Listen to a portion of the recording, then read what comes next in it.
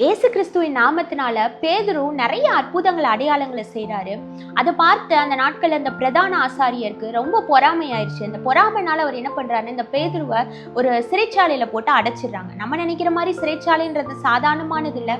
அந்த நாட்கள்ல ரொம்ப கொடுமையாவே இருக்கும். அப்போ இந்த சிறைச்சாலையில அடைத்த அந்த பேதுருவை தேவனோட தூதன் வந்து ராத்திரியில கதவை திறந்து சிறைச்சாலையிலேருந்து வெளியே கூட்டு வந்துடுறாங்க.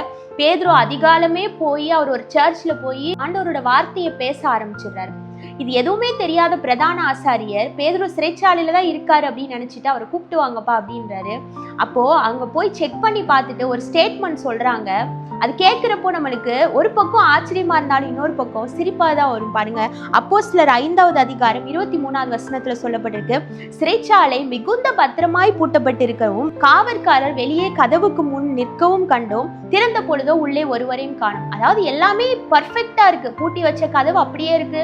காவற்காரர் அவங்க டியூட்டியை வந்து கரெக்டா பாக்குறாங்க. ஆனா உள்ள இருந்த கைதியை காணோம்னு சொல்றாங்க.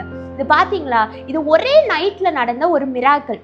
ஏசு கிறிஸ்து நிறைய இடத்துல பொதுவான எல்லார் கண்களுக்கு முன்னாடி, திரளான ஜனத்தினுடைய கண்களுக்கு முன்னாடியும் அவர் அற்புதங்கள் பண்ணியிருக்கார். சில மறைவான அற்புதங்களையும் பண்ணியிருக்கிறாரு. மறைவான அற்புதம்னா இந்த ஒரு அற்புதமும் அதுல அடங்கும் அப்படின்னு நம்ம சொல்லலாம். பாருங்க, ஒரு இரவுல எப்படி நடந்துச்சுன்னு தெரியல, சிறைச்சாலை கதவு பூட்டப்பட்டிருக்கு. ஆனா இங்க சொல்லப்பட்டிருக்கு தேவதூதன் கதவை திறந்து பேதுருவை கூட்டு போனார். இது எப்படி நடந்துச்சு அப்படின்னு நம்மளுக்கு தெரியல. இதே போலதான் உங்களோட வாழ்க்கையில நீங்க ஒரு அற்புதத்திற்காக காத்துட்டு இருக்கீங்களா? எல்லாருக்கும் பண்ண மாதிரிதான் உங்களுக்கு ஆண்டவர் பண்ணணும்னு இல்லை, எல்லாரும் முன்னாடியும் தான் பண்ணணும்னு கிடையாது. உங்களுக்கும் சில மறைவான அற்புதங்கள் காத்துட்டு இருக்கு.